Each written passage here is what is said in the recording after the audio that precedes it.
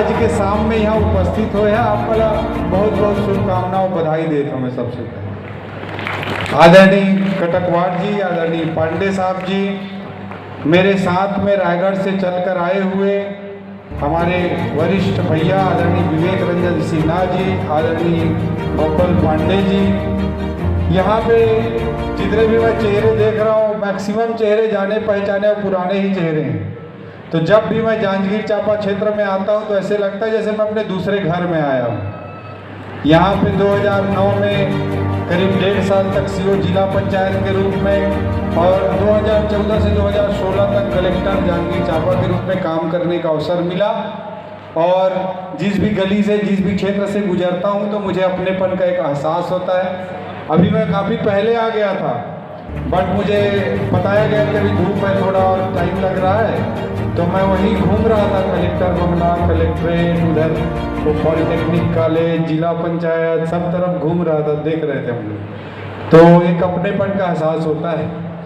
आप यहाँ पे सारे बच्चे यहाँ उपस्थित हुए हैं। इस अवसर पे मैं सबसे पहले आदरणीय कूच बिहारी साहू जी को मैं श्रद्धांजलि अर्पित करना चाहूँगा, जिनकी स्मृति में हमारे राजकुमार साहू जी जो एक बहुत ही अच्छी पत्रकारिता करते हैं।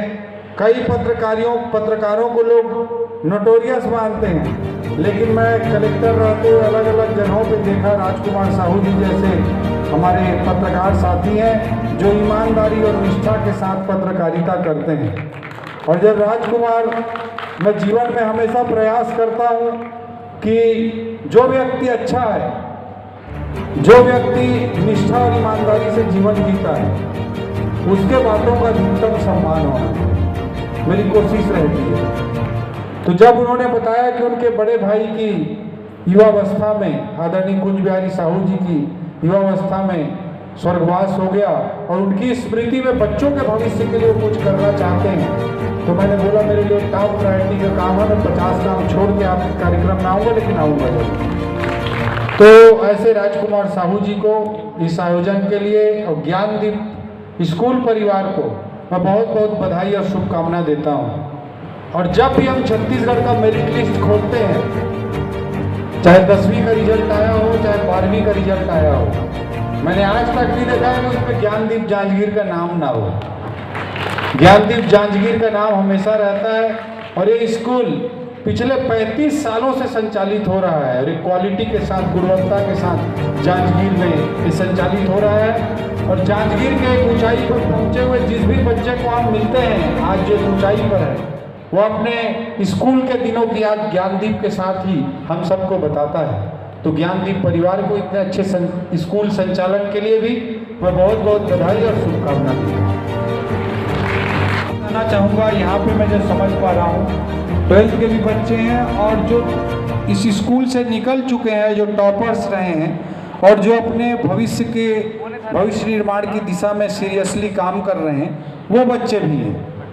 तो मैं कुछ बेसिक बातें अपनी ओर से पहले बता देता हूँ, फिर आप सब लोगों के सवाल लेंगे। कलेक्टर का पोस्ट छोड़ के एक पॉलिटिशियन बनना पड़ा। ये इस सेशन का आखिरी सवाल होना चाहिए। सर स्टार्टिंग भी हो सकता है। नहीं, देखो, यू शुड बी फोकस्ड। तुमको नेता बनना है तो गाँव आना कल तुम, ठीक है? और तुमको कलेक्टर बनना है, डॉक्टर बनना है, इंजीनियर बनना है, तो इस सेशन के आखिरी में जवाब दूंगा तुम्हारे प्रश्न। Yes sir. ठीक है, वी शुड बी फोकस्ड। ठीक है, अभी हमको पॉलिटिशियन बनना है क्या? प्रथम बार है कि मैं आपको लाइव देख रहा हूँ। अरे और मैं प्रणाम करना चाहूँगा हमारे अखिलेश कटकवाड़ सर का। मैं जो कुछ भी हूँ इस जगह पे खड़ा हूँ, कहीं ना कहीं उनका हाथ, मैं उन्हीं का स्टूडेंट हूँ। और अपने बारे में चंद शब्द बताना चाहूँगा कि जांजगीर ज़िले में जब मैं 12th करने आया तो किसी भी स्कूल ने मुझे एडमिशन नहीं दिया। एक रीज़न था कि मेरा एक नकल प्रकरण बन गया था उस समय, लेकिन मैं कर तो नहीं रहा था, वो बगल में पड़ा हुआ था, तो किसी ने एडमिशन नहीं दिया। लेकिन सर ने मुझे बोला कि नीलेश तो कुछ ऐसा कुछ मत करना बेटा, अंतिम तक मैं लड़ के ना तेरे लिए ऊपर तक लड़ूंगा और तुझे एडमिशन दूंगा। और उनके कर कमलों से सर मैं 2 साल चीफ्स में रहा हूँ कलेक्ट्रेट में, उसके बाद 5 साल अभी क्रेडिट डिपार्टमेंट में जूनियर असिस्टेंट हूँ। और मेरा प्रश्न थोड़ा सा जो छोटे भाई हैं इसके रिलेटेड ही है सर। हाँ। जब मैं क्रेडा डिपार्टमेंट में 5 साल नौकरी सेवा देने के बाद में हम लोगों को एहसास हुआ कि क्रेडा डिपार्टमेंट में हम लोगों की सैलरी और बहुत सारे मांगों को लेकर के हमारे साथ छलावा होते आ रहा है। चूँकि वर्तमान में वित्त निर्देश के अनुसार 2019 का वेतन लागू है संविदा और प्लेसमेंट को, लेकिन हमें वेतन दिया जा रहा था 2015 का। तो इस तरह से बहुत सारे टॉपिक थी। तो इस संबंध में मैंने पहले IAS IPS लोगों से सलाह लिया। मैं अगर उदाहरण के तौर पे देना चाहूँ सर, तो मैंने अंकित आनंद साहब के साथ में लाइजिंग ड्यूटी किया है CM प्रवास के दौरान। भारती दासन सर के साथ में मैंने ये प्रश्न भी किया, उनका लॉजिंग ड्यूटी मैं उनके साथ में होटल में रहा हूँ। धनंजय देवांगन सर सभी को आप जानते होंगे, सबके साथ में मैंने प्रश्न किया उनके साथ ड्यूटी के दौरान कि सर कहीं ना कहीं हमारे डिपार्टमेंट में मैं दिन रात काम करता हूँ। कटकवार सर जानते हैं, मैंने अपने माध्यम से उनको भी 2-4 फॉर्म लगवा के दिया है अपने डिपार्टमेंट से। तो कहीं ना कहीं उनके पास मेरे प्रश्नों का उत्तर नहीं था सर। इतने बड़े सचिव लेवल के सर हैं अंकित आनंद साहब या दासन साहब या मैं देवांगन सर को, तो बोलते थे नहीं नीलेश बेटा ऐसा नहीं यार, हम लोगों पर भी बड़े बड़े लोग हैं, कहीं ना कहीं नेताओं को पकड़ो। तो मुझे कहीं ना कहीं ये लगा सर तो तब तो भाई लोगों को नेता बनना चाहिए जब नेता ही सब चीज़ करते हैं। तो इस संबंध में फिर 6 महीना बाद ऐसा हुआ सर कि सिचुएशन में अभी मैं आधा नेता बन गया। मैं प्रदेश अध्यक्ष हूँ क्रेडा कर्मचारी कल्याण संघ का। बहुत बढ़िया। और ऐसा स्थिति आया, हम बहुत बार पुलिस से भी मैं मार खा गया हूँ। चलो भाई है ना, अभी फोकस रहो। फिर मैं बोल रहा हूँ सेशन को लास्ट में थोड़ा हम लोग लास्ट में बात कर लीजिएगा आपको लग से। ये अभी क्या इधर उधर की बातें सिखाने बताने का मतलब नहीं है। यहाँ पे बच्चों के करियर पे बात करें, फिर अपन आपकी समस्याएं और आपके बिंदु इम्पोर्टेंट है नीलेश, इसमें कोई डाउट नहीं है। But we will discuss it separately, है ना। ओके प्लीज बच्चों पूछो बेटा। और मैं भी मैथ्स लेने वाली हूँ और मतलब मेरा एम है कि IAS बनना है। तो मेरा ये क्वेश्चन है कि कहाँ से तैयारी करनी है, मतलब यूट्यूब पर बहुत सारे वीडियोस आते हैं, तो कहाँ से स्टार्ट करनी है ये आप बता दीजिए। Very good question. क्या नाम है बेटा? शुभांगी पटेल। शुभांगी, ठीक है। तो आप 10th पास हो गए है ना? हाँ, 10th पास हो गए। रिजल्ट नहीं आया है। 10th पास हो मतलब एग्जाम हो गया है। हाँ। ठीक है। कार्डलेस है क्या? एक और दीजिए। क्यों? इन सब चीज़ों से मैं जो फैक्टर्स बता रहा हूँ उन सब से आखिरी के 100 नंबर का फर्क पड़ता है। आखिरी के 100 नंबर का फर्क मतलब IAS के एग्जाम में कितने नंबर होते हैं आज की तारीख में? मेंस में कितने होते हैं? 7 पेपर होते हैं 250-250 मार्क के। टोटल नंबर होते हैं 1750 और इंटरव्यू में कितने नंबर होते हैं? 275, 275। टोटल होते हैं 2025। तो 2025 नंबर दिखने भर के लिए है। वहाँ 10 लाख लोग फॉर्म भरेंगे, उसमें से बड़ी मुश्किल से 12-13 हज़ार लोगों का प्री निकलता है और फिर 12-13 हज़ार लोग मेंस लिखते हैं, उनमें से 2,500-3 हज़ार लोगों को इंटरव्यू के लिए बुलाया जाता है और उसमें से फिर 1000 लोगों का लगभग 800-1000 लोगों का फाइनल सिलेक्शन होता है और उसमें से 150 लोग IAS बनते हैं। ये रेशियो होता है। तो 10 लाख लोगों में जो असली कंपटीशन होता है वो 5-10 हज़ार लोगों में ही होता है और 5-10 हज़ार लोगों के बीच में एक दूसरे से आगे निकलने के लिए ये जो मैं 5 फैक्टर्स बता रहा हूँ वो सबसे इम्पोर्टेंट है। क्योंकि वो 5-10 हज़ार लोग ऐसे होते हैं जो सब अच्छे कोचिंग में पढ़े रहते हैं, सब अच्छी किताबें पढ़े रहते हैं, सब नोट्स अच्छे पढ़े रहते हैं, बराबर मेहनत किए रहते हैं, उनके निष्ठा में, उनके परिश्रम में, उनके मेहनत में कोई कमी नहीं रहती है। तो अगर 1000 नंबर कट ऑफ जा रहा है IAS में सेलेक्ट होने के लिए तो 800, 850 तो 10-12 हज़ार लोग सभी लोग पा जाएंगे। लेकिन 850 से 900, 900 से 1000 का जो सफ़र है वो सबसे इम्पोर्टेंट है। उस आखिरी के 50-100 नंबर के सफ़र को ये जो मैं 5 फैक्टर्स बता रहा हूँ वही आपको पूरा करा पाएगी। पहला चीज़ मैंने क्या बताया? लैंग्वेज, भाषा। दूसरा चीज़ मैं बताना चाहूँगा कॉमन सेंस। जनरल अवेयरनेस कहिए या कॉमन सेंस कहिए। कई लोगों का होता है क्लास की चीज़ों को कम जानते हैं, लेकिन वो दिन दुनिया में क्या हो रहा है, कश्मीर में कौन क्या कर दिया, चाइना क्या कर दिया, सब जानते रहते हैं। उस तरह का आसपास की चीज़ों में घटित हो रही चीज़ों के बारे में उनको अच्छी जानकारी होती है। उसको दूसरा चीज़ मैं बोलूँगा कॉमन सेंस। तीसरा चीज़ मैं बोलूँगा राइटिंग स्किल्स। कई लोग होते होंगे, आप अपने कॉलेज में भी देखते होंगे, स्कूल में भी देखते होंगे, कम पढ़ते हैं लेकिन एग्जाम में बड़ा सिस्टमेटिक अच्छे तरीके से लिख लेते हैं, अच्छे तरीके से लिख के अच्छा स्कोर ले आते हैं। ठीक है, 3 घंटे जो एग्जाम के मिलते हैं उसमें अच्छा लिखते हैं, राइटिंग स्किल्स अच्छी रहती है। चौथा फैक्टर मैं बोलूँगा राइटिंग स्पीड। लिखने की स्पीड किसकी कितनी तेज है और कितनी किसकी स्लो। और पांचवा चीज मैं बोलूँगा इंटरव्यू स्किल्स या बोलने की कला, या जो इंटरव्यू देना। ये 5 फैक्टर्स मैं मानता हूँ कि फाइनल सिलेक्शन होने या नहीं होने के बीच में सबसे बड़ी कड़ी के रूप में काम करते हैं। ठीक है, ऐसा क्यों? देखिए, आखिरी के जो कंपटीशन में 50-100 नंबर का अंतर ही असली है।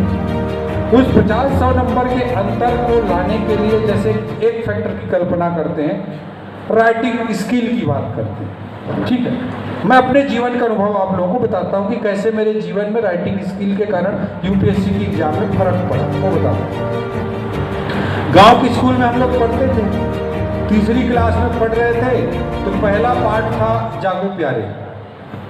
उठो लाल अब आंखें खोलो, पानी लाई हूँ मुँह धोलो, बीती रात कमल दल फूले, उनके ऊपर भौरे झूले, चिड़िया चहक उठी पेड़ों पर, बहने लगी हवा की सुंदर नवमे न्यारी, लाली छाई धरती ने सुंदर छवि पाई, भोर हुआ सूरज उगाया, ऐसा सुंदर समय न खो, मेरे प्यारे अब मत सो। ऐसा एक पाठ था, जागो प्यारे। अब जागो प्यारे पाठ था, गुरुजी ने आके पाठ पढ़ाया। पाठ पढ़ाने के बाद क्वेश्चन आंसर लिखवाया, प्रश्नोत्तर लिखवाया। प्रश्न ब्लैक बोर्ड में लिखते थे, प्रश्न लिखते थे, फिर उत्तर लिखते थे, उसको बच्चे कॉपी में नोट करते थे, हम लोग नोट किए।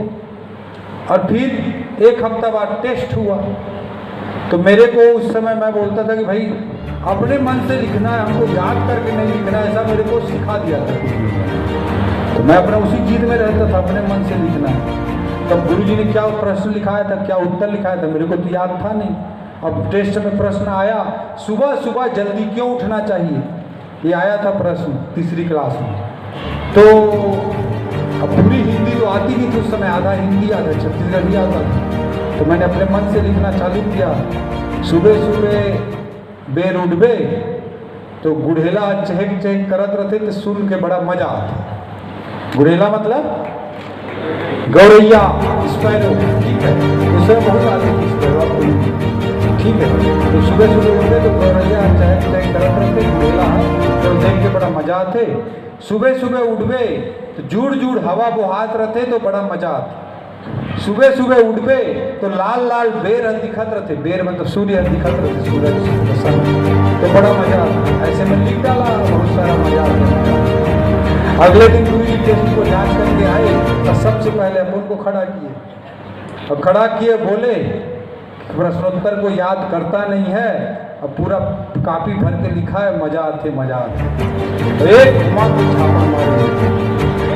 ठीक है, उसको मेरा दूसरा गुरु जी देख रहा था, दूसरा गुरु जी देख रहा था, उसने बोला इसने अपने मन से लिखा है, इसको अपने मन से लिखने के लिए प्रेरित करते हैं तो इसका लिखने का स्टाइल बनेगा।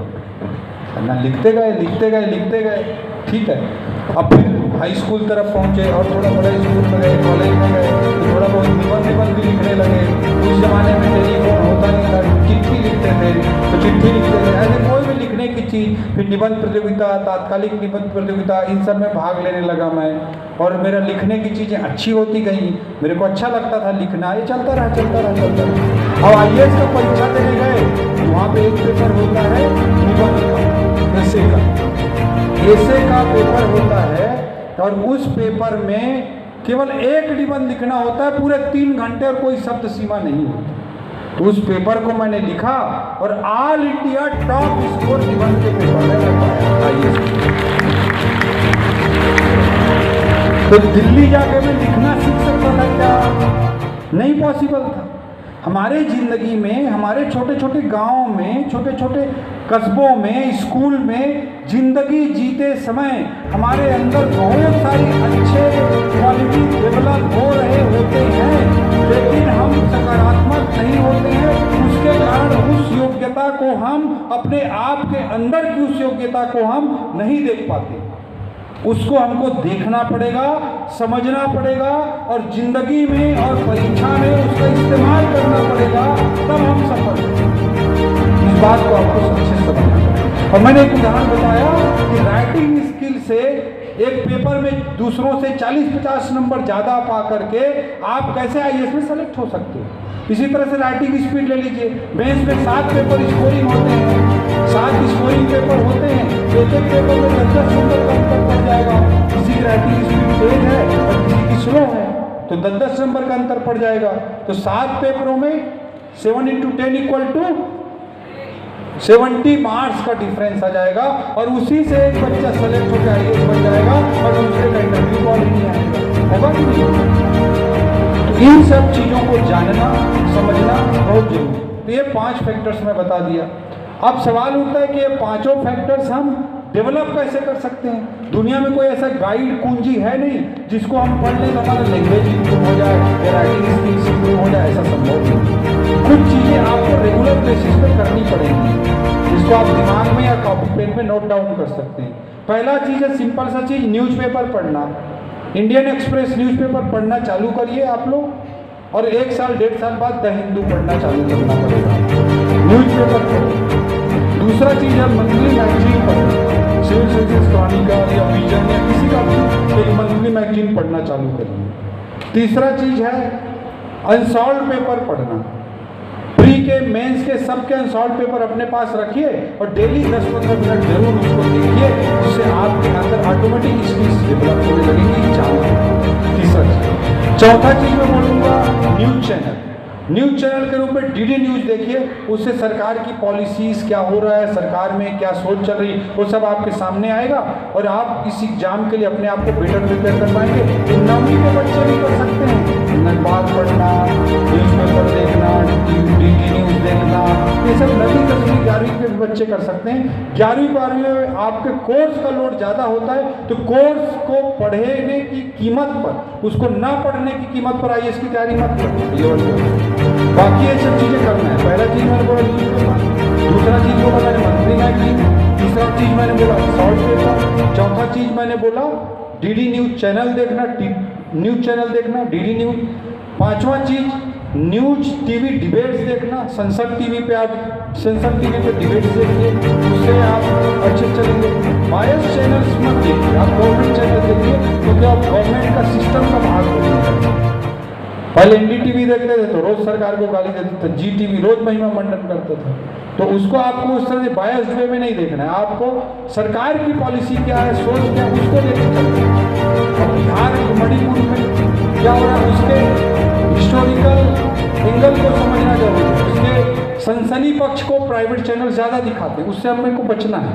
तो DD न्यूज़ देखिए, संसद TV में डिबेट्स देखिए, YouTube चैनल्स फॉलो करिए, YouTube चैनल्स में टॉपर्स टॉक देखिए और लेक्चर देखिए, दोनों चीज़ सुनिए। टॉपर्स लोग बहुत सारे झूठ बोलेंगे, उससे भी बच के रहें।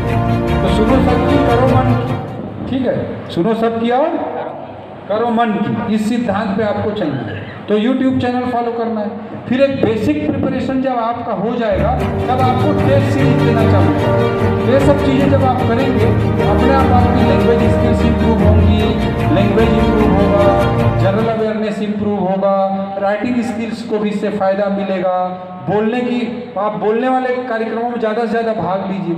आपकी स्कूल्स में भी देखते होंगे, कई लोग होते हैं कि स्टेज में जाकर खड़खड़ काटने लगते हैं, तो कई लोग होते हैं जो नहीं आता रहता वो भी पढ़ा के आ जाते हैं। ठीक है, तो आपको दूसरा वाला कैटेगरी में बनना है, स्टेज फोबिया को ख़त्म करना है, क्योंकि आपको IAS में आखिरी में 275 नंबर का इंटरव्यू देना है। मेंस के 7 पेपरों में आप टॉप भी किए रहोगे और इंटरव्यू में सबसे अगर कम नंबर पा गए तो कॉम्पिटिशन से बाहर हो जाओगे। इसलिए आपको आधा घंटा का इंटरव्यू देना है, और किसी को 120 भी मिलता है और किसी को 220 भी मिलता है। वहीं पे तय हो जाता है कौन सेलेक्ट होगा, कौन बाहर होगा। ठीक है। इसलिए आपको ये स्किल्स डेवलप करके रखना है और ये अभी से करना है। हमारे बैच का जो टॉपर था उसका इतना नॉलेज था इस नागराजन का, मैं उसको बोला यार तेरे इतने नॉलेज का राज क्या है। वो एक पैराग्राफ लिखता था, लवासना मसूरी में मैं देखता था, पढ़ता था उसका एक पैराग्राफ को, मैं बोलता था यार एस नागराजन मैं तो 6 पेज लिखता हूँ उसमें इतनी बात नहीं रहती, गोल गोल जलेबी बना बनी के पेज पूरा देता तो कैसी इतना नॉलेज है तेरे को। तो यार बोलता है वो कि मेरे जितना भी नॉलेज उसका एक ही राज है। तो बोला क्या? मैं बोला इंडियन एक्सप्रेस न्यूज़पेपर पढ़ रहा हूँ। बोला कब से? तो बोले मेरे माता पिता दोनों गुरुजी थे, टीचर थे तमिलनाडु में, और उन्होंने मेरे को ये आदत डलवा दी। और कब से मेरे को भी याद नहीं है कब से, मैं भी अराउंड 4th क्लास, ये उसका वर्ड था, 4थी क्लास से इंडियन एक्सप्रेस पढ़ता था।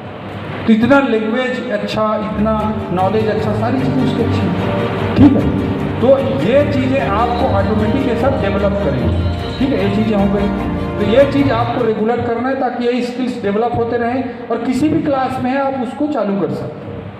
10th में 11th 12th में कोर्स का बर्डन ज़्यादा होता है तो उस समय कोर्स को आप खराब मत करो। बाकी आप 6th क्लास में डीडी न्यूज़ देखेंगे, 8th क्लास में डीडी न्यूज़ देखेंगे, उसमें कोई प्रॉब्लम नहीं है। विशेष करके पेरेंट्स को मैं बताना चाहूँगा, बच्चों को ये आदत डलवा सकते हैं जो उनको आगे के एग्जाम्स के लिए बहुत अच्छे से प्रिपेयर कर सकता है। Not only for IAS, CAT देना है, GD करना है, ग्रुप डिस्कशन करना है ना, हर चीज़ में ये चीज़ें काम आएँ। तो उस हिसाब से बच्चों को आप प्रिपेयर कर सकते हैं। पेरेंट्स के लिए भी ये समझना बहुत ज़रूरी है। ये हो गया, सारे बच्चों के मन में ये सवाल आया होगा और इस सोच के साथ आज शायद आज के वर्कशॉप को करने के लिए आए हैं कि भाई हम IAS करना चाहते हैं, आज 10th पास हुए हैं या 12th पास हुए हैं, हमको क्या करना चाहिए। This is the basic and important question for future of all of you. सबके फ्यूचर के लिए, सबके भविष्य के लिए ये सबसे इम्पॉर्टेंट क्वेश्चन है। तो देखो बेटा, IAS जिसको करने का मूड है, ठीक है, मन है, तो सबसे पहली चीज़ कि आप कोई भी ग्रेजुएशन करके IAS का एग्ज़ाम दे सकते हैं। मैंने पहले एक लाइन बोला था, गिनती की पढ़ाई करने से फ़ायदा नहीं होगा, ठीक है। जैसे मैं BSc किया, BSc के बाद IAS का एग्ज़ाम दिया। जब IAS का इंटरव्यू चल रहा था तो मुझे चोकीला अय्यर मैडम के बोर्ड में मेरा इंटरव्यू था। उन्होंने पूछा कि आपने केवल ओनली BSc किया है, केवल BSc किया है? तो मैं बोला हाँ मैम मैंने BSc किया है। तो और पढ़ाई क्यों नहीं की है उन्होंने बोला। तो मैं बोला मैडम यहाँ आने के लिए आपने BSc क्राइटेरिया बनाया है, MSc क्राइटेरिया बनाए होते तो मैं MSc करता सर।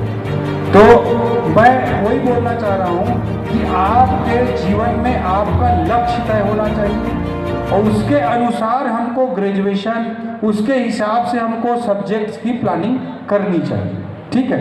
तो IAS के एग्ज़ाम देने के लिए कोई भी ग्रेजुएशन किया जा सकता है। कोई भी ग्रेजुएशन मतलब कोई MBBS करके भी IAS का एग्ज़ाम देते हैं और सेलेक्ट भी होते हैं बहुत सारे डॉक्टर्स। MBBS करने के बाद, मेरी वाइफ खुद MBBS डॉक्टर है, MBBS करने के बाद IAS के एग्ज़ाम दे के, UPSC के एग्ज़ाम दे के सेलेक्ट हुई है। ऐसे सैकड़ों की संख्या में होते हैं हर साल।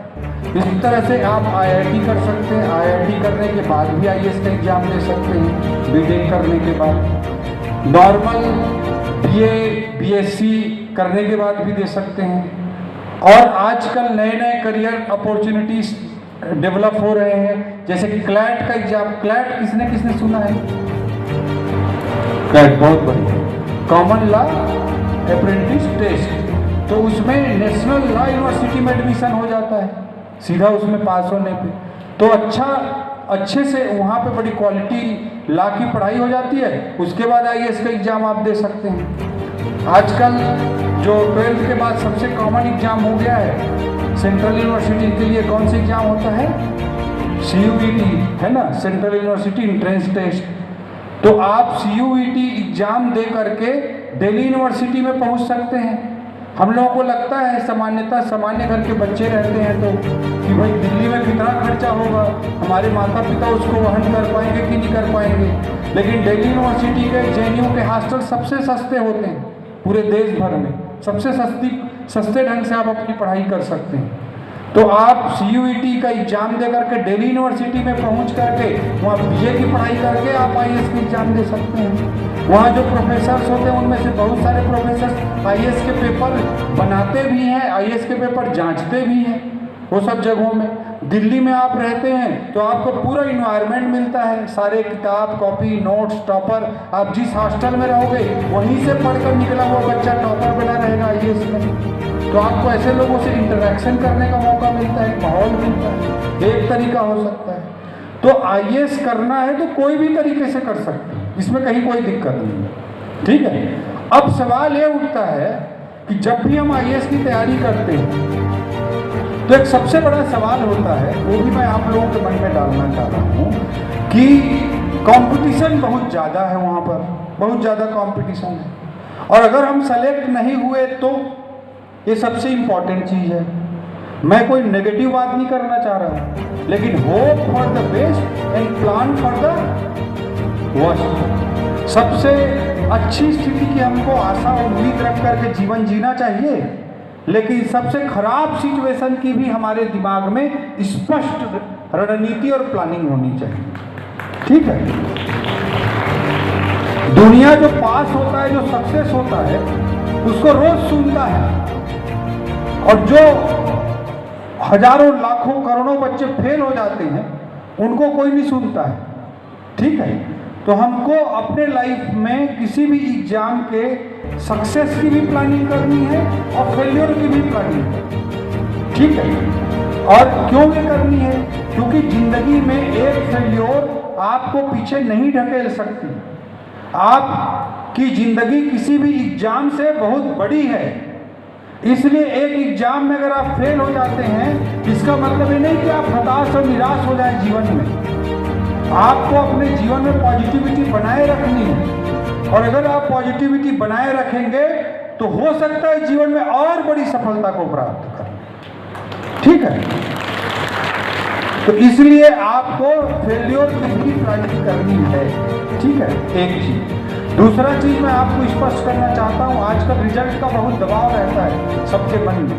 फिर मैं बोल रहा हूं, आपके कोई दुनिया का कोई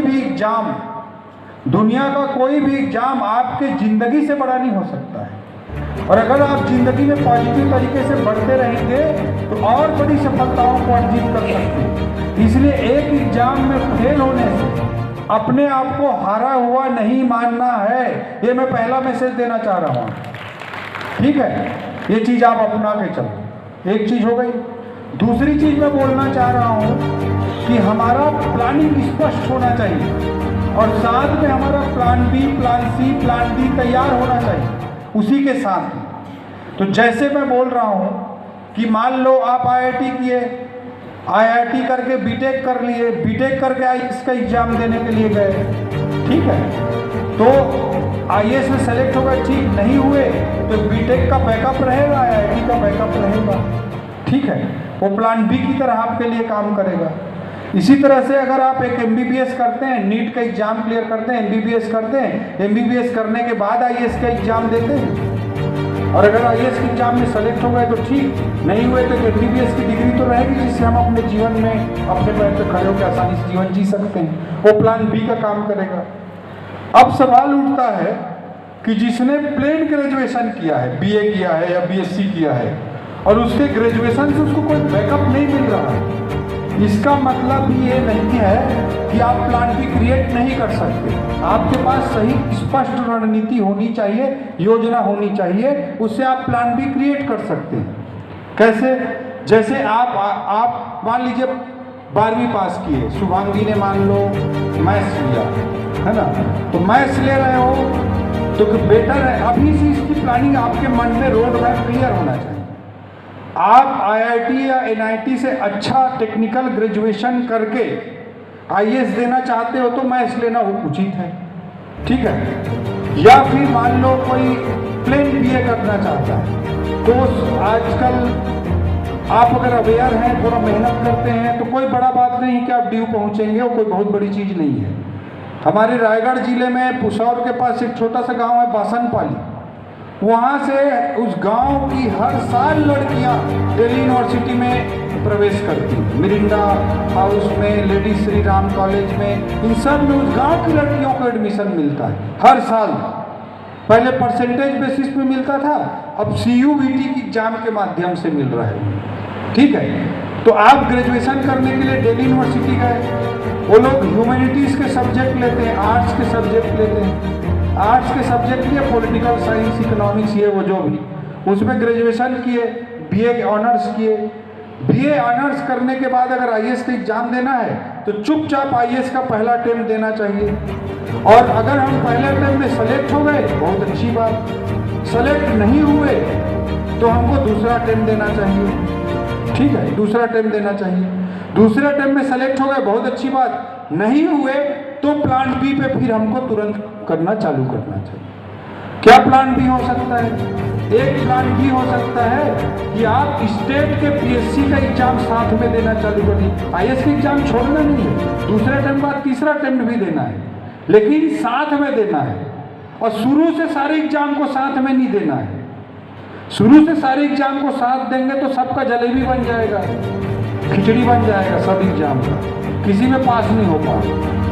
तो एक प्राइम टारगेट फिक्स करना है। IAS को अगर हमने प्राइम टारगेट बनाया है तो 2 अटेम्प्ट चुपचाप IAS का देंगे, और 2 अटेम्प्ट में नहीं हुआ फिर दूसरे एग्जाम साथ में प्लान B पे काम करना साथ में चालू करेंगे। तीसरा अटेम्प्ट नहीं देंगे लेकिन साथ में देंगे। प्लान B में PSC हो सकता है, state PSC, other competition exam होते हैं, बैंकिंग, SSC, रेलवे, इन सब को साथ में मिला करके हम कर सकते हैं।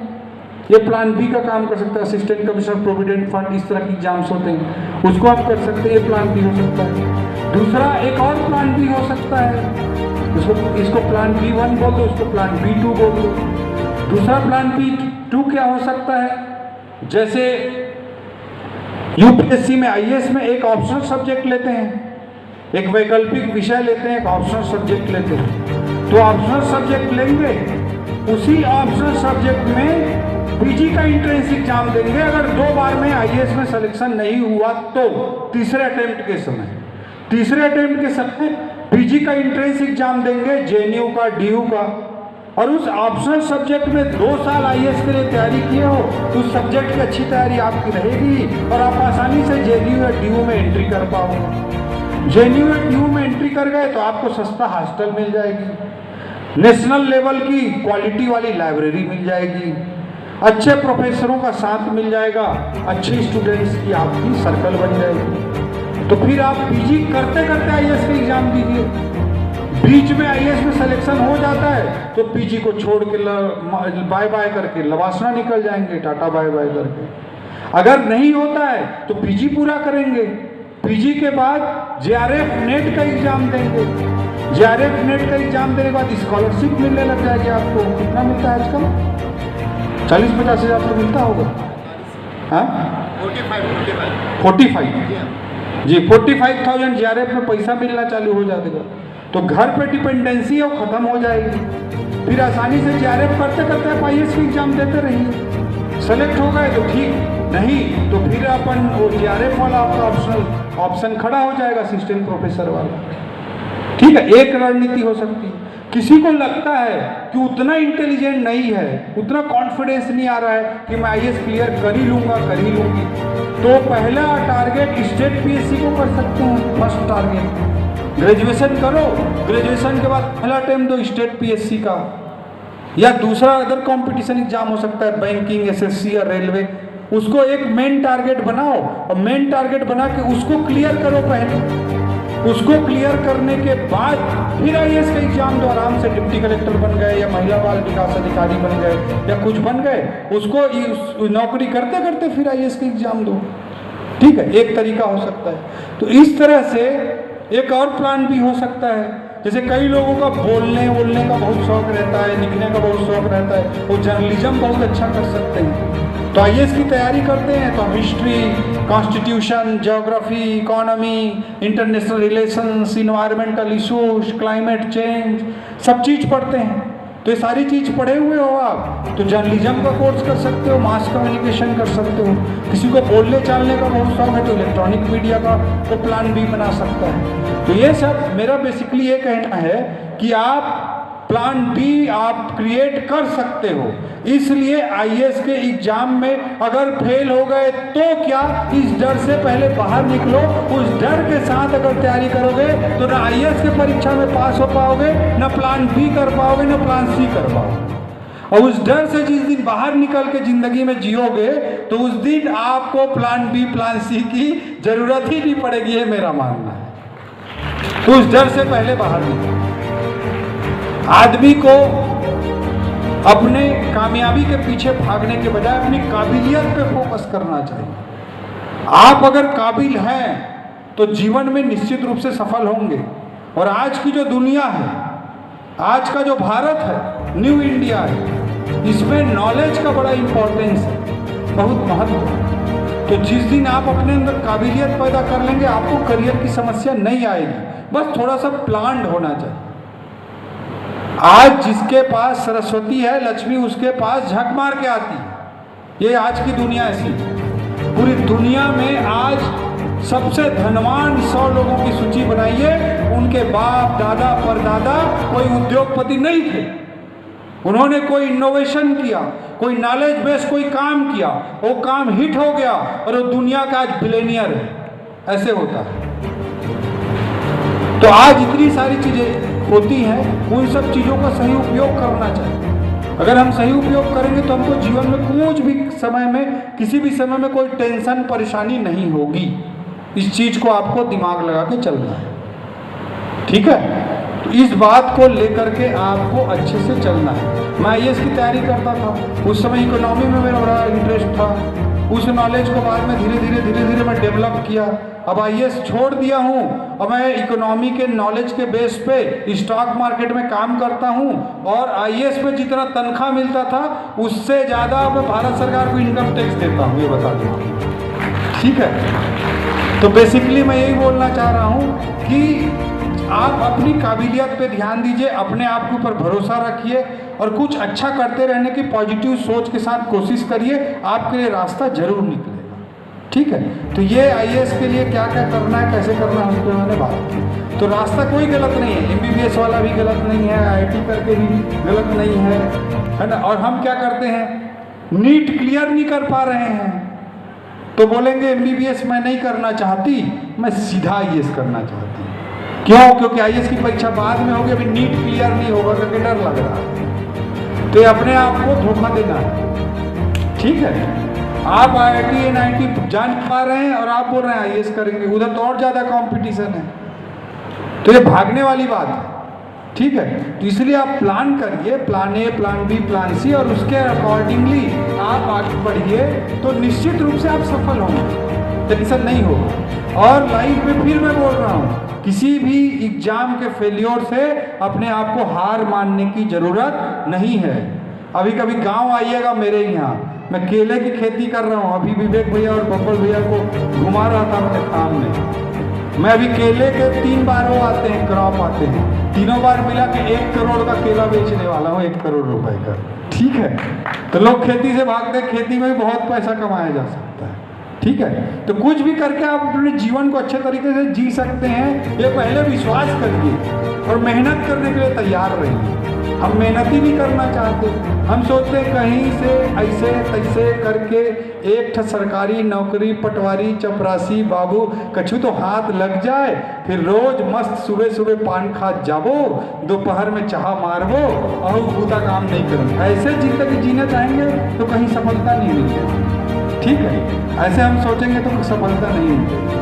हमको मेहनत करने के लिए तैयार रहना पड़ेगा और जो मेहनत करने के लिए तैयार है वो निश्चित रूप से सफल होगा। यहाँ नहीं होगा वहाँ होगा, वहाँ नहीं होगा कहीं और होगा, लेकिन वो सफल होगा, ठीक है।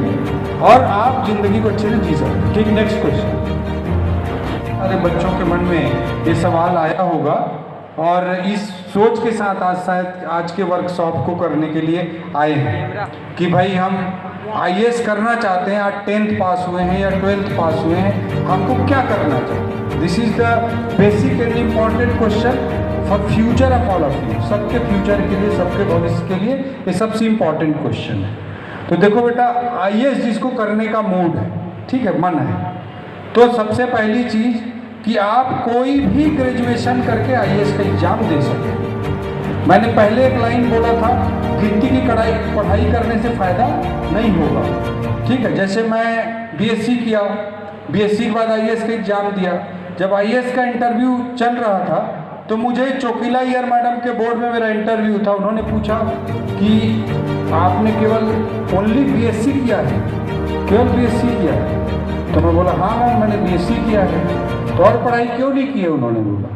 तो मैं बोला मैडम, यहाँ आने के लिए आपने बीएससी क्राइटेरिया बनाया है, एमएससी क्राइटेरिया बनाए होते तो मैं एमएससी करता सर। तो मैं वही बोलना चाह रहा हूँ कि आपके जीवन में आपका लक्ष्य तय होना चाहिए और उसके अनुसार हमको ग्रेजुएशन, उसके हिसाब से हमको सब्जेक्ट्स की प्लानिंग करनी चाहिए, ठीक है। तो आईएएस के एग्ज़ाम देने के लिए कोई भी ग्रेजुएशन किया जा सकता है।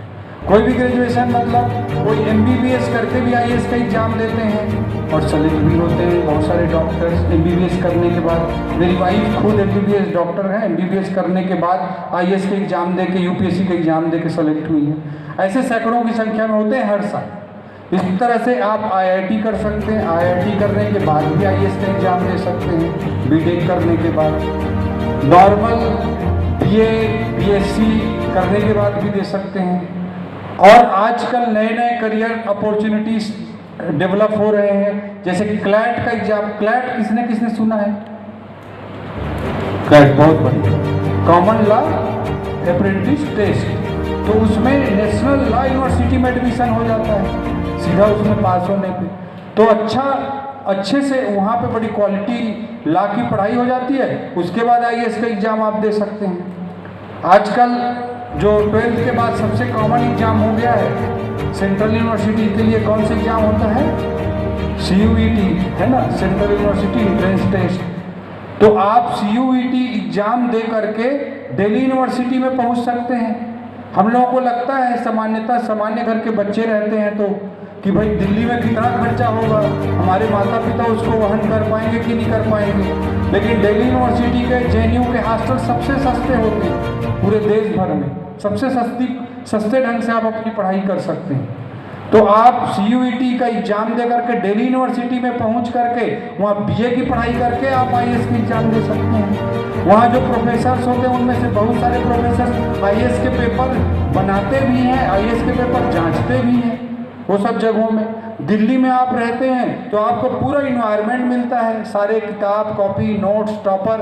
आप जिस हॉस्टल में रहोगे वहीं से पढ़कर निकला हुआ बच्चा टॉपर बना रहेगा आईएएस में। तो आपको ऐसे लोगों से इंटरेक्शन करने का मौका मिलता है, माहौल मिलता है, एक तरीका हो सकता है। तो आईएएस करना है तो कोई भी तरीके से कर सकते हैं, इसमें कहीं कोई दिक्कत नहीं है, ठीक है।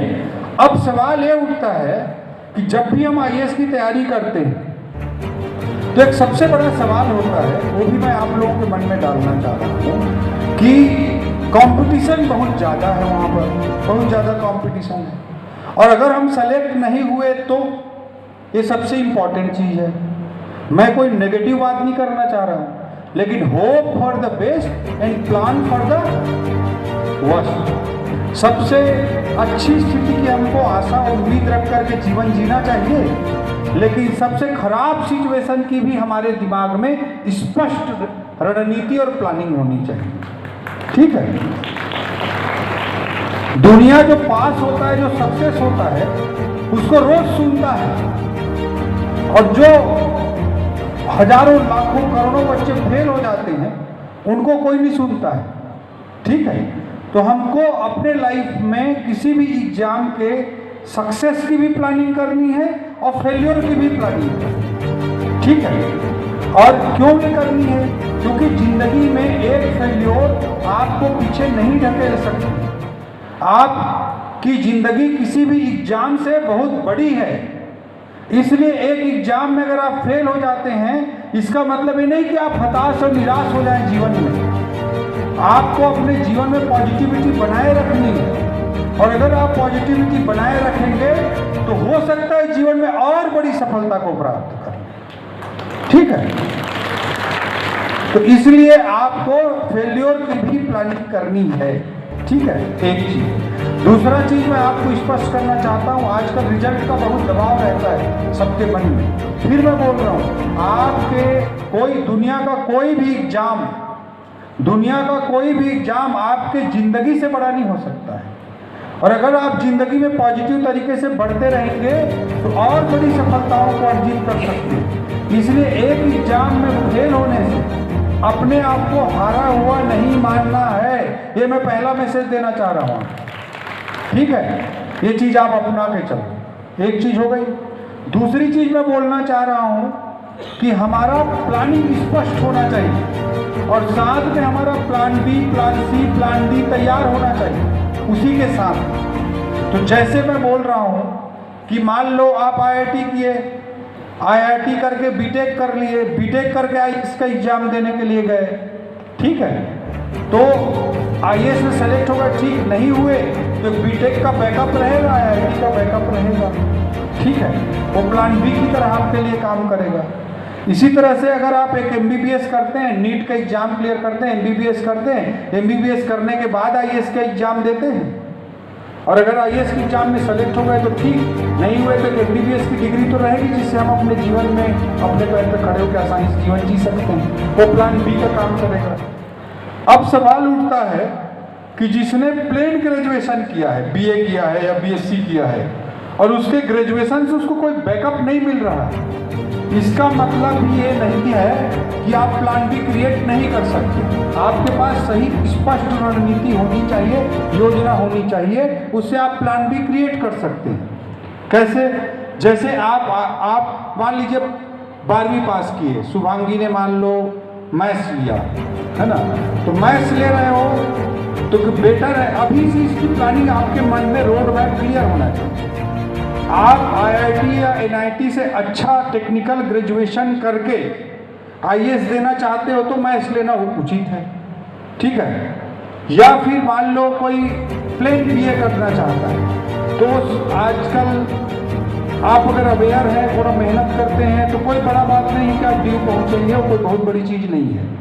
हमारे रायगढ़ जिले में पुसौर के पास एक छोटा सा गांव है बासनपाली, वहाँ से उस गांव की हर साल लड़कियां दिल्ली यूनिवर्सिटी में प्रवेश करती हैं, मिरिंडा हाउस में, लेडी श्री राम कॉलेज में, इन सब में उस गांव की लड़कियों को एडमिशन मिलता है हर साल। पहले परसेंटेज बेसिस पे मिलता था, अब CUET की एग्जाम के माध्यम से मिल रहा है, ठीक है। तो आप ग्रेजुएशन करने के लिए दिल्ली यूनिवर्सिटी गए, वो लोग ह्यूमैनिटीज़ के सब्जेक्ट लेते हैं, आर्ट्स के सब्जेक्ट लेते हैं, आर्ट्स के सब्जेक्ट लिए पॉलिटिकल साइंस, इकोनॉमिक्स, ये वो जो उसमें ग्रेजुएशन किए, BA ऑनर्स किए। BA ऑनर्स करने के बाद अगर IAS का एग्जाम देना है तो चुपचाप IAS का पहला अटेम्प्ट देना चाहिए, और अगर हम पहले अटेम्प्ट में सेलेक्ट हो गए बहुत अच्छी बात, सेलेक्ट नहीं हुए तो हमको दूसरा अटेम्प्ट देना चाहिए, ठीक है, दूसरा अटेम्प्ट देना चाहिए। दूसरे अटेम्प्ट में सेलेक्ट हो गए बहुत अच्छी बात, नहीं हुए तो प्लान बी पे फिर हमको तुरंत करना चालू करना चाहिए। क्या प्लान बी हो सकता है? एक प्लान बी हो सकता है कि आप स्टेट के PSC का एग्जाम साथ में देना चालू कर दें। IAS का एग्जाम छोड़ना नहीं है, दूसरे अटेम्प्ट बाद तीसरा अटेम्प्ट भी देना है, लेकिन साथ में देना है। और शुरू से सारे एग्जाम को साथ में नहीं देना है। शुरू से सारे एग्जाम को साथ देंगे तो सबका जलेबी बन जाएगा, खिचड़ी बन जाएगा सब एग्जाम का, किसी में पास नहीं हो पाओगे। तो एक प्राइम टारगेट फिक्स करना है। IAS को अगर हमने प्राइम टारगेट बनाया है तो 2 अटेम्प्ट चुपचाप IAS का देंगे, और 2 अटेम्प्ट में नहीं हुआ फिर दूसरे एग्जाम साथ में प्लान बी पे काम करना साथ में चालू करेंगे। तीसरा अटेम्प्ट भी देंगे लेकिन साथ में देंगे। प्लान बी में PSC हो सकता है, state PSC, other competition exam होते हैं, बैंकिंग, SSC, रेलवे, इन सबको साथ में मिला करके हम कर सकते हैं। ये प्लान बी का काम कर सकता है। असिस्टेंट कमिश्नर प्रोविडेंट फंड, इस तरह के एग्जाम्स होते हैं, उसको हम कर सकते हैं, ये प्लान बी हो सकता है। दूसरा एक और प्लान बी हो सकता है, इसको प्लान B1 बोल दो, उसको प्लान B2 बोल दो। दूसरा प्लान B2 क्या हो सकता है? जैसे UPSC में IAS में एक ऑप्शनल सब्जेक्ट लेते हैं, एक वैकल्पिक विषय लेते हैं, एक ऑप्शनल सब्जेक्ट लेते हैं। तो ऑप्शनल सब्जेक्ट लेंगे, उसी ऑप्शनल सब्जेक्ट में पीजी का एंट्रेंस एग्जाम देंगे। अगर 2 बार में आईएएस में सिलेक्शन नहीं हुआ तो तीसरे अटेम्प्ट के समय पीजी का एंट्रेंस एग्जाम देंगे, जेएनयू का, डीयू का। और उस ऑप्शनल सब्जेक्ट में 2 साल आईएएस के लिए तैयारी किए हो तो उस सब्जेक्ट की अच्छी तैयारी आपकी रहेगी और आप आसानी से जेएनयू या डीयू में एंट्री कर पाओगे। जेएनयू या डीयू में एंट्री कर गए तो आपको सस्ता हॉस्टल मिल जाएगी, नेशनल लेवल की क्वालिटी वाली लाइब्रेरी मिल जाएगी, अच्छे प्रोफेसरों का साथ मिल जाएगा, अच्छे स्टूडेंट्स की आपकी सर्कल बन जाएगी। तो फिर आप पीजी करते करते आईएएस का एग्जाम दीजिए। बीच में आईएएस में सिलेक्शन हो जाता है तो पीजी को छोड़ के बाय बाय करके लवासना निकल जाएंगे, टाटा बाय बाय करके। अगर नहीं होता है तो पीजी पूरा करेंगे, पीजी के बाद जेआरएफ नेट का एग्जाम देंगे, जेआरएफ नेट का एग्जाम देने के बाद स्कॉलरशिप मिलने लग जाएगी आपको। कितना मिलता है आजकल? 40-50 हज़ार तो मिलता होगा। हाँ 45 जी 45,000 जेआरएफ में पैसा मिलना चालू हो जाएगा। तो घर पे डिपेंडेंसी है वो खत्म हो जाएगी। फिर आसानी से जेआरएफ करते करते आप आईएएस का एग्जाम देते रहिए। सेलेक्ट हो गए तो ठीक, नहीं तो फिर अपन वो जेआरएफ वाला आपका ऑप्शन खड़ा हो जाएगा, असिस्टेंट प्रोफेसर वाला। ठीक है, एक रणनीति हो सकती है। किसी को लगता है कि उतना इंटेलिजेंट नहीं है, उतना कॉन्फिडेंस नहीं आ रहा है कि मैं आईएएस क्लियर कर ही लूंगी, तो पहला टारगेट स्टेट पीएससी को कर सकते हैं। फर्स्ट टारगेट ग्रेजुएशन करो, ग्रेजुएशन के बाद पहला अटेम्प्ट दो स्टेट पीएससी का, या दूसरा अदर कंपटीशन एग्जाम हो सकता है, बैंकिंग, एसएससी या रेलवे। उसको एक मेन टारगेट बनाओ और मेन टारगेट बना के उसको क्लियर करो पहले। उसको क्लियर करने के बाद फिर आईएएस का एग्जाम दो। आराम से डिप्टी कलेक्टर बन गए या महिला बाल विकास अधिकारी बन गए या कुछ बन गए, उसको नौकरी करते करते फिर आईएएस का एग्जाम दो। ठीक है, एक तरीका हो सकता है। तो इस तरह से एक और प्लान भी हो सकता है। जैसे कई लोगों का बोलने का बहुत शौक रहता है, लिखने का बहुत शौक रहता है, वो जर्नलिज्म बहुत अच्छा कर सकते हैं। तो आईएएस की तैयारी करते हैं तो history, constitution, geography, economy, international relations, environmental issues, climate change, सब चीज़ पढ़ते हैं। तो ये सारी चीज़ पढ़े हुए हो आप तो जर्नलिज्म का कोर्स कर सकते हो, मास कम्युनिकेशन कर सकते हो। किसी को बोलने चालने का बहुत शौक है तो इलेक्ट्रॉनिक मीडिया का वो प्लान भी बना सकता है। तो ये सब मेरा बेसिकली ये कहना है कि आप प्लान बी आप क्रिएट कर सकते हो। इसलिए आईएएस के एग्जाम में अगर फेल हो गए तो क्या, इस डर से पहले बाहर निकलो। उस डर के साथ अगर तैयारी करोगे तो ना आईएएस की परीक्षा में पास हो पाओगे, ना प्लान बी कर पाओगे, ना प्लान सी कर पाओगे।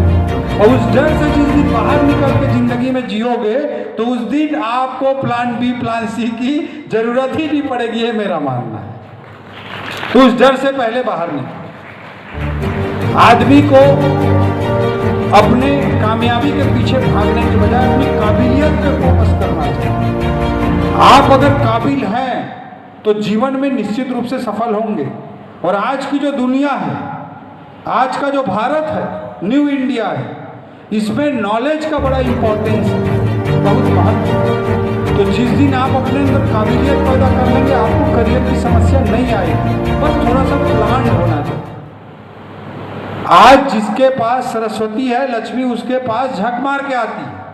ये आज की दुनिया ऐसी है। पूरी दुनिया में आज सबसे धनवान 100 लोगों की सूची बनाइए, उनके बाप, दादा, परदादा कोई उद्योगपति नहीं थे। उन्होंने कोई इनोवेशन किया, कोई नॉलेज बेस कोई काम किया, वो काम हिट हो गया और वो दुनिया का आज बिलियनियर है। ऐसे होता है। तो आज इतनी सारी चीजें होती हैं, उन सब चीज़ों का सही उपयोग करना चाहिए। अगर हम सही उपयोग करेंगे तो हमको जीवन में कुछ भी समय में, किसी भी समय में कोई टेंशन, परेशानी नहीं होगी। इस चीज़ को आपको दिमाग लगा के चलना है। ठीक है, तो इस बात को लेकर के आपको अच्छे से चलना है। मैं आईएएस की तैयारी करता था, उस समय इकोनॉमी में मेरा बड़ा इंटरेस्ट था। उस नॉलेज को बाद में धीरे धीरे मैं डेवलप किया। अब आईएएस छोड़ दिया हूँ, अब मैं इकोनॉमी के नॉलेज के बेस पे स्टॉक मार्केट में काम करता हूँ और आईएएस में जितना तनख्वाह मिलता था उससे ज़्यादा मैं भारत सरकार को इनकम टैक्स देता हूँ, ये बता दूँ।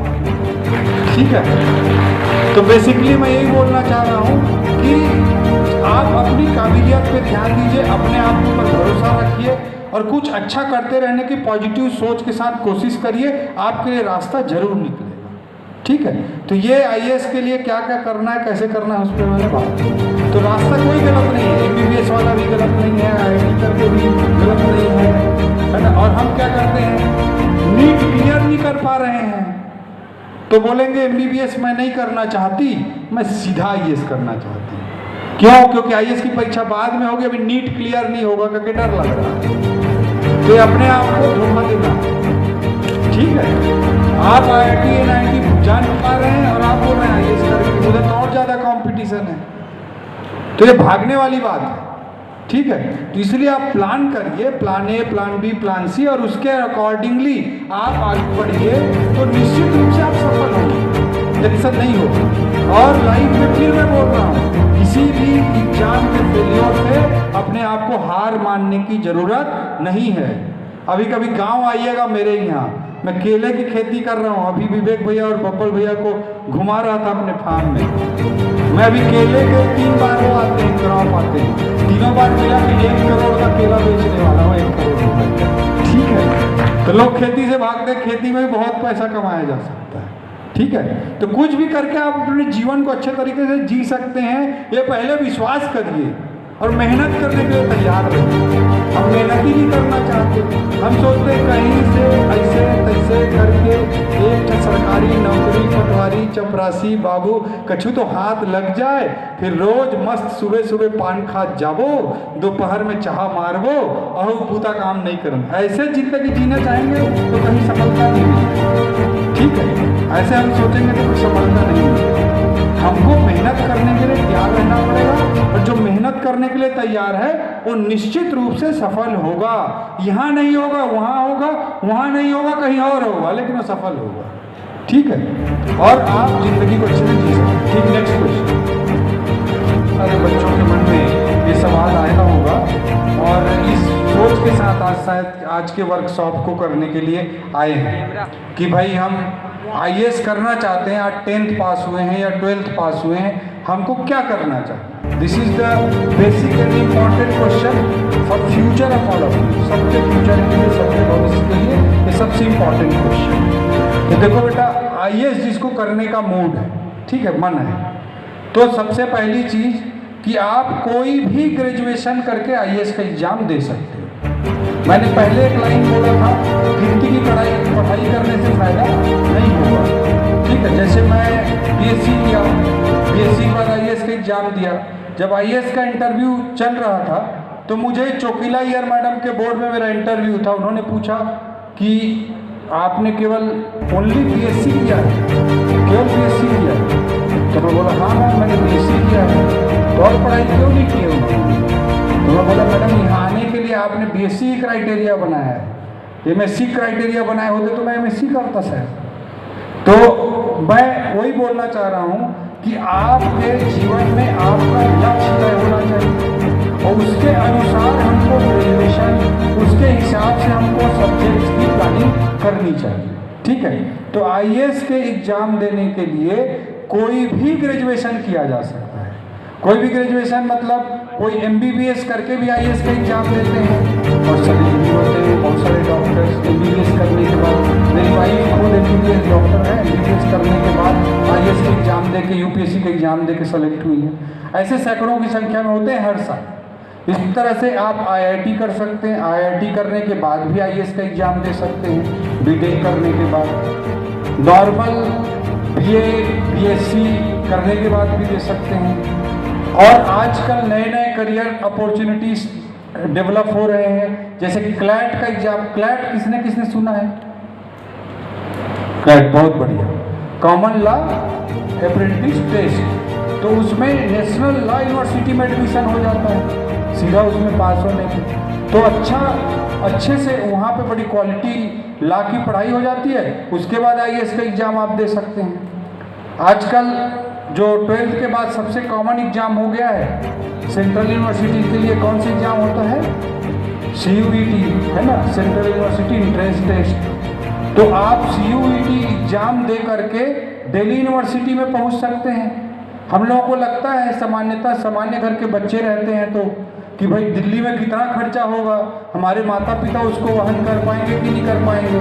लेकिन दिल्ली यूनिवर्सिटी के JNU के हॉस्टल सबसे सस्ते होते हैं पूरे देश भर में, सबसे सस्ते ढंग से आप अपनी पढ़ाई कर सकते हैं। तो आप CUET का एग्जाम दे करके दिल्ली यूनिवर्सिटी में पहुंच करके वहाँ BA की पढ़ाई करके आप IAS की एग्जाम दे सकते हैं। वहाँ जो प्रोफेसर्स होते हैं उनमें से बहुत सारे प्रोफेसर IAS के पेपर बनाते भी हैं, IAS के पेपर जांचते भी हैं वो सब जगहों में। दिल्ली में आप रहते हैं तो आपको पूरा इन्वायरमेंट मिलता है, सारे किताब कॉपी नोट्स टॉपर। आप जिस हॉस्टल में रहोगे वहीं से पढ़कर निकला हुआ बच्चा टॉपर बना रहेगा IAS में। तो आपको ऐसे लोगों से इंटरेक्शन करने का मौका मिलता है, माहौल मिलता है, एक तरीका हो सकता है। तो IAS करना है तो कोई भी तरीके से कर सकते हैं, इसमें कहीं कोई दिक्कत नहीं है, ठीक है। अब सवाल ये उठता है कि जब भी हम IAS की तैयारी करते हैं तो एक सबसे बड़ा सवाल होता है, वो भी मैं आप लोगों के मन में डालना चाह रहा हूँ कि कंपटीशन बहुत ज़्यादा है, वहाँ पर बहुत ज़्यादा कंपटीशन है। और अगर हम सेलेक्ट नहीं हुए तो ये सबसे इम्पॉर्टेंट चीज़ है। मैं कोई नेगेटिव बात नहीं करना चाह रहा हूँ, लेकिन hope for the best and plan for the worst. सबसे अच्छी स्थिति की हमको आशा उम्मीद रख करके जीवन जीना चाहिए, लेकिन सबसे खराब सिचुएशन की भी हमारे दिमाग में स्पष्ट रणनीति और प्लानिंग होनी चाहिए, ठीक है। दुनिया जो पास होता है, जो सक्सेस होता है, उसको रोज सुनता है, और जो हजारों लाखों करोड़ों बच्चे फेल हो जाते हैं उनको कोई नहीं सुनता है, ठीक है। तो हमको अपने लाइफ में किसी भी एग्जाम के सक्सेस की भी प्लानिंग करनी है और फेल्योर की भी प्लानिंग करनी है, ठीक है। और क्यों ये करनी है? क्योंकि जिंदगी में एक फेल्योर आपको पीछे नहीं ढकेल सकती। आपकी जिंदगी किसी भी एग्जाम से बहुत बड़ी है, इसलिए एक एग्जाम में अगर आप फेल हो जाते हैं इसका मतलब ये नहीं कि आप हताश और निराश हो जाएं जीवन में। आपको अपने जीवन में पॉजिटिविटी बनाए रखनी है, और अगर आप पॉजिटिविटी बनाए रखेंगे तो हो सकता है जीवन में और बड़ी सफलता को प्राप्त करें, ठीक है।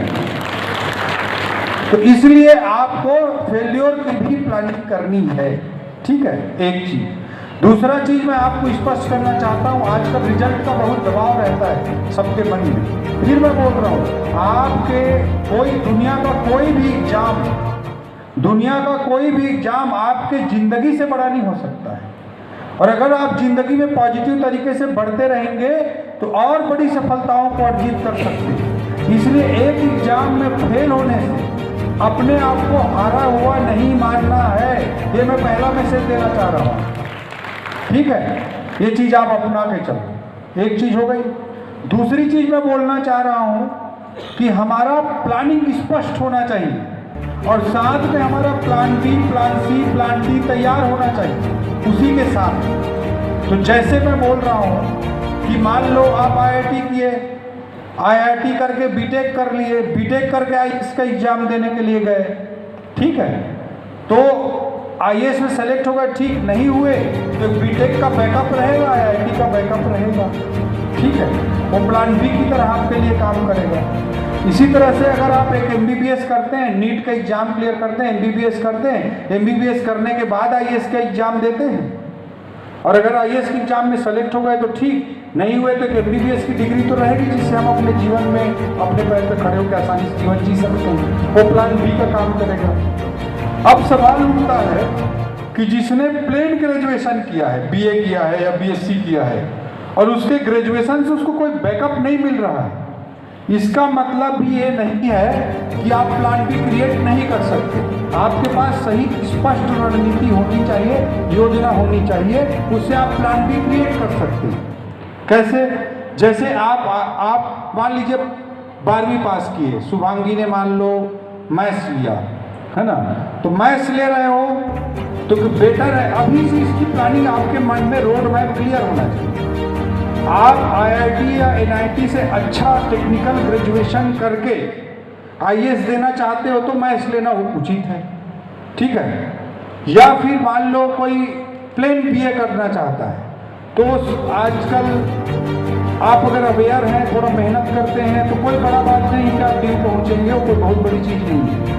हमारे रायगढ़ जिले में पुसौर के पास एक छोटा सा गांव है बासनपाली, वहाँ से उस गांव की हर साल लड़कियां दिल्ली यूनिवर्सिटी में प्रवेश करती हैं। मिरिंडा हाउस में, लेडी श्री राम कॉलेज में, इन सब में उस गांव की लड़कियों को एडमिशन मिलता है हर साल। पहले परसेंटेज बेसिस पे मिलता था, अब CUET की एग्जाम के माध्यम से मिल रहा है। ठीक है, तो आप ग्रेजुएशन करने के लिए दिल्ली यूनिवर्सिटी गए, वो लोग ह्यूमैनिटीज़ के सब्जेक्ट लेते हैं, आर्ट्स के सब्जेक्ट लेते हैं। आर्ट्स के सब्जेक्ट लिए पॉलिटिकल साइंस, इकोनॉमिक्स, ये वो जो भी, उसमें ग्रेजुएशन किए, BA ऑनर्स किए। BA ऑनर्स करने के बाद अगर IAS का एग्जाम देना है तो चुपचाप IAS का पहला अटेम्प्ट देना चाहिए। और अगर हम पहले अटेम्प्ट में सेलेक्ट हो गए, बहुत अच्छी बात। सेलेक्ट नहीं हुए तो हमको दूसरा अटेम्प्ट देना चाहिए। ठीक है, दूसरा अटेम्प्ट देना चाहिए। दूसरे अटेम्प्ट में सेलेक्ट हो गए, बहुत अच्छी बात। नहीं हुए तो प्लान B पे फिर हमको तुरंत करना चालू करना चाहिए। क्या प्लान B हो सकता है? एक प्लान B हो सकता है कि आप स्टेट के PSC का एग्जाम साथ में देना चालू कर दिए। IAS का एग्जाम छोड़ना नहीं है, दूसरे अटेम्प्ट बाद तीसरा अटेम्प्ट भी देना है, लेकिन साथ में देना है। और शुरू से सारे एग्जाम को साथ में नहीं देना है। शुरू से सारे एग्जाम को साथ देंगे तो सबका जलेबी बन जाएगा, खिचड़ी बन जाएगा सब एग्जाम का, किसी में पास नहीं हो पाओगे। तो एक प्राइम टारगेट फिक्स करना है। IAS को अगर हमने प्राइम टारगेट बनाया है तो 2 अटेम्प्ट चुपचाप IAS का देंगे, और 2 अटेम्प्ट में नहीं हुआ फिर दूसरे एग्जाम साथ में प्लान B पे काम करना साथ में चालू करेंगे। तीसरा अटेम्प्ट भी देंगे लेकिन साथ में देंगे। प्लान B में PSC हो सकता है, state PSC, other competition exam होते हैं, बैंकिंग, SSC, रेलवे, इन सबको साथ में मिला करके हम कर सकते हैं। ये प्लान B का काम कर सकता है। असिस्टेंट कमिश्नर प्रोविडेंट फंड, इस तरह के एग्जाम्स होते हैं, उसको हम कर सकते हैं। ये प्लान B हो सकता है। दूसरा एक और प्लान B हो सकता है, इसको प्लान B1 बोल दो, उसको प्लान B2 बोल दो। दूसरा प्लान B2 क्या हो सकता है? जैसे UPSC में, IAS में एक ऑप्शनल सब्जेक्ट लेते हैं, एक वैकल्पिक विषय लेते हैं, एक ऑप्शनल सब्जेक्ट लेते हैं। तो ऑप्शनल सब्जेक्ट लेंगे, उसी ऑप्शनल सब्जेक्ट में PG का एंट्रेंस एग्जाम देंगे। अगर 2 बार में IAS में सिलेक्शन नहीं हुआ तो तीसरे अटेम्प्ट के समय PG का एंट्रेंस एग्जाम देंगे, JNU का, DU का।